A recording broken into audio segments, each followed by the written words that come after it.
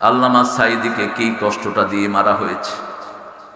এই টেবিলের চেয়ে একটু বড় একটা জায়গা তাকে দিয়েছে 13টা বছর। ভিতরে একটা খেতা নাই, ল্যাপ নাই, বালিশ নাই, কিচ্ছু নাই, খালি একটা জায়গা।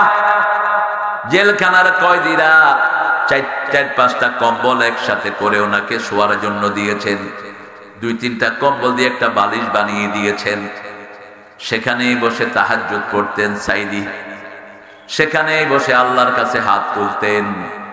আর যখন জেলখানা থেকে বের করা হলো, কি সুন্দর করে হাসি দিয়েছেন।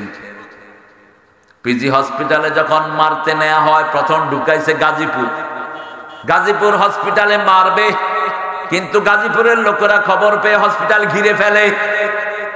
সেখান থেকে নিয়ে যায় পিজিতে। নামানোর সময় পুলিশেরা বলে, স্যার আপনি কেমন আছেন?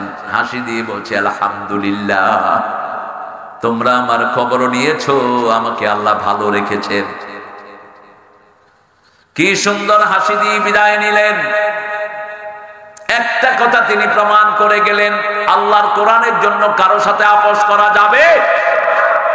যা বলে গেছেন সব সত্য হয়েছে কি মিথ্যা?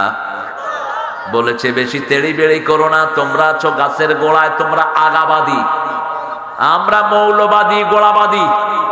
একটু ঝাঁকি দিব, মামু বাড়ি দিল্লি পড়বা। পড়ছে কোথায়? এমন সময় আসবে, উঁদুরের গর্ত তালাশ করে পাওয়া যাবে। কোথা থেকে কথা বলেন?